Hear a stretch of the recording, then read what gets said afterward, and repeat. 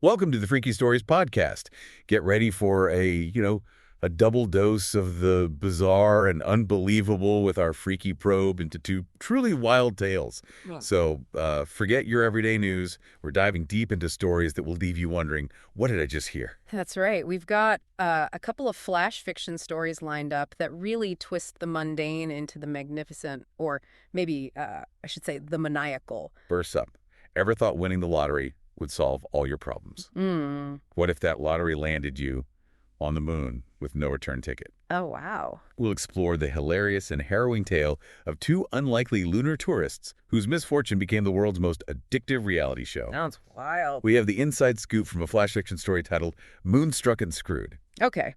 And after we've explored the lunar landscape of accidental celebrity, we'll shift gears literally to the streets with a pair of pizza delivery guys who decided 30 minutes or it's free wasn't thrilling enough. Right. Imagine your piping hot pepperoni arriving via skateboard jump or a death-defying scooter stunt. We'll unpack their extreme delivery antics, the chaos they unleashed, and the surprising fan base they gained. All based on another flash fiction story titled Pizza Run, 30 Minutes or Hell, It's Free Falling. So, buckle up because these aren't your grandma's bedtime stories. Let's plunge into these freaky scenarios and see what we can learn about the strange side of everyday life. Okay, let's unpack this first flash fiction story, Moonstruck Screwed. Yeah. We're introduced to Benji and Charlie, right? Yeah. Two friends who hit the jackpot, a lunar trip. Exactly. Benji, as the story tells it, is ecstatic. Space famous, he declares, waving this golden ticket around. He's envisioning fame and glory. Right, right. Charlie, on the other hand, is immediately suspicious. Of course. He's the pragmatist, the one who reads the fine print. Always got to read the fine print. And what does that fine print reveal? A one-way ticket. Suddenly, this dream vacation takes a very different turn. Oh, no. It's less luxury getaway and more, as the story puts it, a dumping ground for Earth's least wanted. It definitely reframes the idea of a lottery win, doesn't it? It certainly sets the tone for you. They're stuck with this sleek lunar lander, which sounds impressive, but then you realize their supplies consist of 2 dorky spacesuits and a 6-month supply of freeze-dried noodles. Hardly the Ritz-Carlton of the solar system for your lunar vacation. No, not at all. And the initial reality is about as exciting you might imagine being stranded on the moon. Right. They bounce around, plant a flag with their faces on it, already leaning into the potential for fame. Wow. And then they almost suffocate trying to take selfies. What does that tell you about the gap between expectation and reality in such an extreme situation? It highlights that even in the most extraordinary circumstances, basic human foibles persist. Their immediate thought is self-promotion, even before ensuring their survival for you. What's fascinating here is that inherent human tendency to seek validation, even when facing potential disaster. Which is quickly followed by the Great Noodle War of 23. Oh my God. It paints a picture of utter boredom and cabin fever.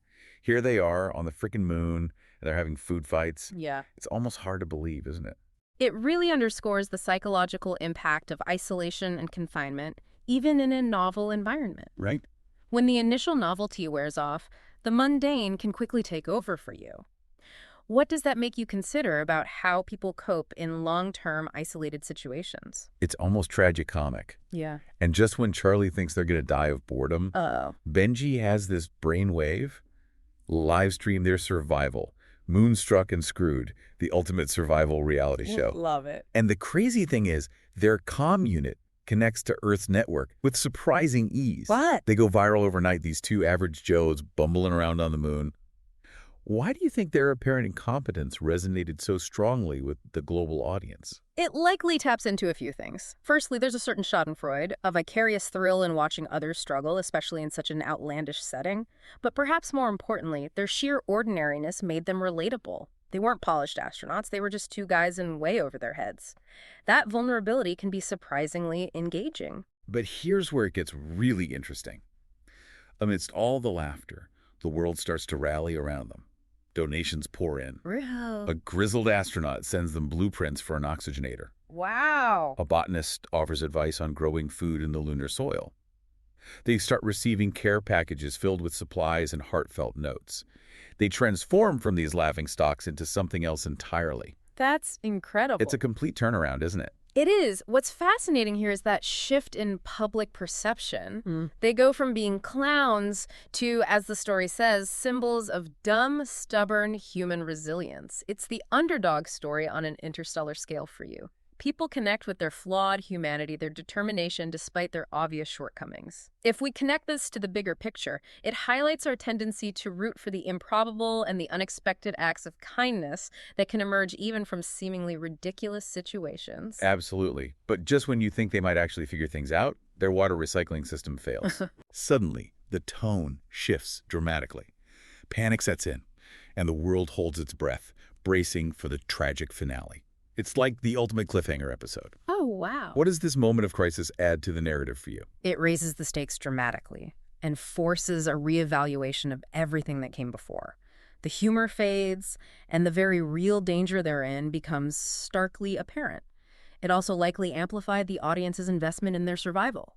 After laughing with them, the prospect of their demise creates a powerful emotional connection for you. And then, out of nowhere, a glimmer on the horizon. A rescue ship funded entirely by donations. No way. Because, as the rescue team leader says, they couldn't let the galaxy's best entertainment just die off. Yeah. I mean, talk about a meta-commentary on our entertainment priorities. Wow. What's your take on this almost cynical, yet ultimately benevolent motivation for the rescue? It's a fascinatingly layered motivation for you. On one hand, it speaks to the potentially superficial nature of our engagement with media. On the other, it resulted in a real act of generosity and a tangible effort to save lives. It raises a question about the complex interplay between entertainment and human empathy. Back on Earth, they're not just survivors, they're celebrities. No. Talk shows, endorsements, a book deal, how to survive on the moon, and other stupid things. Benji is loving every minute of it, seeing himself as a legend. It's the classic tale of accidental fame, isn't it? It is. And Charlie, ever the pragmatist, brings him back down to Earth with a dryly humorous remark about not blowing it all on space bling. Right. It's that dynamic between them, that contrast between the starry-eyed optimist and the grounded realist. Yeah. That likely contributed to their appeal for you. How does that kind of dynamic play out in real-world partnerships you've observed? It often seems to be a recipe for a more balanced outcome, doesn't it? The story concludes with the idea that their real victory wasn't just surviving the moon, but proving that even ordinary idiots can make the world look up in wonder. That's beautiful. It's a surprisingly heartwarming message amidst all the lunar mishaps. So what does this all mean for you when you consider the stories we often consume? It seems to suggest that sometimes the most compelling narratives are those that feature flawed, relatable individuals in extraordinary circumstances. It challenges the traditional notions of heroism and suggests that even incompetence can, paradoxically, lead to connection and even inspiration. Okay, let's shift gears now from the vast emptiness of space to the slightly less vast but arguably more chaotic streets of a city. Our next flash fiction story is Pizza Run, 30 minutes or center. It's free-falling, and it introduces us to Luke and Jake, two bored pizza delivery guys. What's the immediate hook for you in this setup? The idea of taking something as mundane as pizza delivery and injecting it with extreme sports elements is inherently intriguing. It speaks to that human desire to find excitement and challenge even in the most routine tasks for you. Boredom can be a powerful motivator, can't it? And Luke and Jake certainly find a unique way to combat it. Their first foray into extreme delivery involves Luke's scooter jump at a red light and Jake's skateboard leap over a dumpster, all while trying to deliver pizzas within that crucial 30-minute window. Wow. And Sal, their boss, is predictably unimpressed, threatening them with replacement neck duties if they break their own. Oh, no. You'd think that would be a deterrent. You would, but for some individuals, the thrill of the risk outweighs the potential consequences. Yeah. It raises a question about risk tolerance and the different ways people seek stimulation in their lives. All right. What do you think drives that kind of behavior? It's a good question. You'd think self-preservation would kick in. But then comes the catalyst for their escalating antics. An order to a construction site rooftop from a customer wearing a motocross helmet. Seriously. It's like the universe is egging them on, isn't it? That customer in the motocross helmet is the spark that ignites their extreme pizza run for you. The city becomes their playground, their extreme sports arena. Luke, a former scooter racer, rediscovers his need for speed, and Jake uses every nook and cranny as part of his personal skate park. What's fascinating here is how they transform this mundane job into something exhilarating, at least for themselves. It's a complete reinterpretation of their environment for you. And their reputation starts to spread like wildfire, faster than a social media trend. Really? They attract all sorts of customers. A bored heiress requesting extra danger with her order, office workers wanting a parkour show with their lunch, even hospital patients craving a bedside airdrop to alleviate their boredom. Wow. It seems like they inadvertently created a demand for a completely new service. It highlights how novelty and spectacle can cut through the monotony of everyday life for you. People are drawn to the unexpected, the outrageous. And it creates this interesting dynamic where the act of getting a pizza becomes a form of entertainment in itself. It makes you think about the power of differentiation in even the most saturated markets. And of course, where there's a popular trend, imitators are sure to follow. We see the emergence of rival extreme delivery services, ninjas on zip lines, a gran on a rocket-powered wheelchair. What? It's this escalation of absurdity that really makes the story sing. What does this tell you about the human tendency to one-up each other? It becomes a competition, a race to deliver not just the pizza, but the most outrageous experience for you. It's a commentary on our culture of one-upmanship, taken to a truly ridiculous extreme. It also underscores how a seemingly small, innovative idea can spark a cascade of increasingly outlandish imitations. But amidst all the adrenaline-fueled deliveries, Jake has this moment of realization that they've started a freaking movement. Luke, however, after a near-fatal incident, starts to question the purpose of it all. Oh, wow. It introduces a touch of reflection, a hint of consequence to their reckless behavior. It's interesting how one embraces the chaos while the other starts to question it. That near-fatal incident serves as a turning point, Yeah. prompting them to consider the bigger picture beyond the thrill of the delivery for you. It's a moment of grounding in the midst of all the chaos.